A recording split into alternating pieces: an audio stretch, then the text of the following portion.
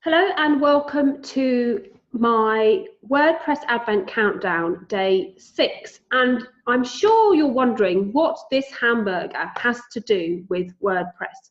Well, if you have a website or you are in any way connected with using a website, you may have heard of the saying a hamburger menu.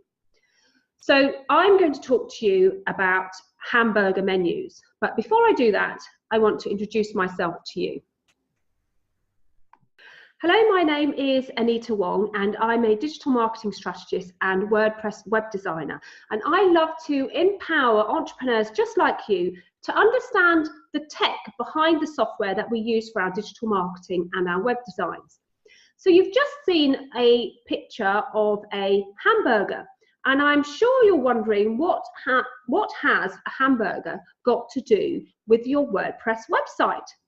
Well, you may or may not have heard of the menu being referred to as a hamburger menu. Now, a hamburger menu is when the menu that you see on your normal website is replaced by the 3 little lines that sit on top of each other. And I suppose this is where they get those 3 layers from. So the top bun is the top line, the filling is the middle line, and the bottom bun is the bottom line, hence the hamburger menu.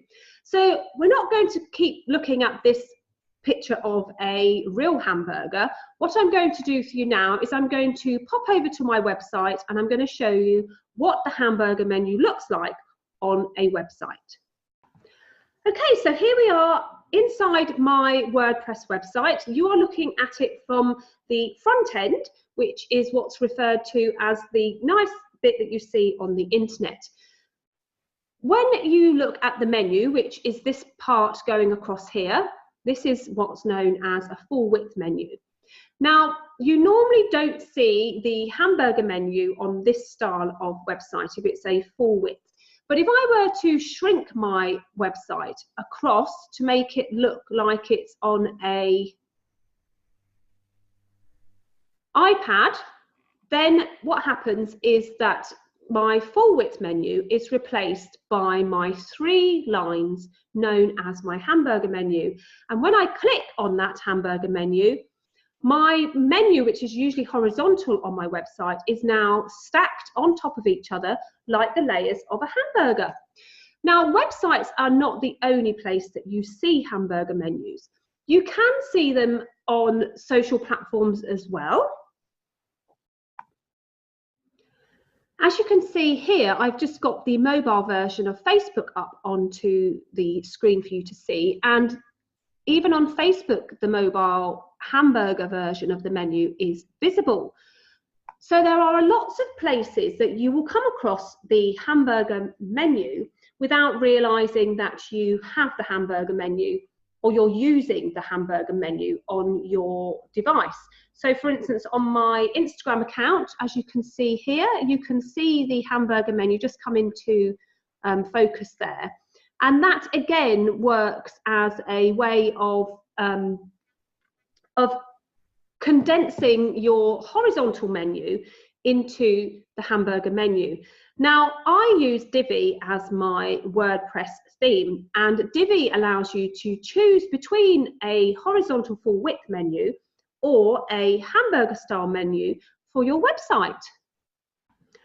So as you can see here, I've jumped back inside my website to just show you the difference. So on my normal website, which is full screen, I have what's known as a menu that goes horizontally. Now with Divi, which is the theme that I use in my websites and my website builds and my Build Me Beautiful course, you can change that by changing the format of the way that the header style menu is shown. So if I was to click slide in, you see my actual desktop version enables a hamburger menu, and then when you click it, my menu is pushed to the left and you can see my menu come down on top.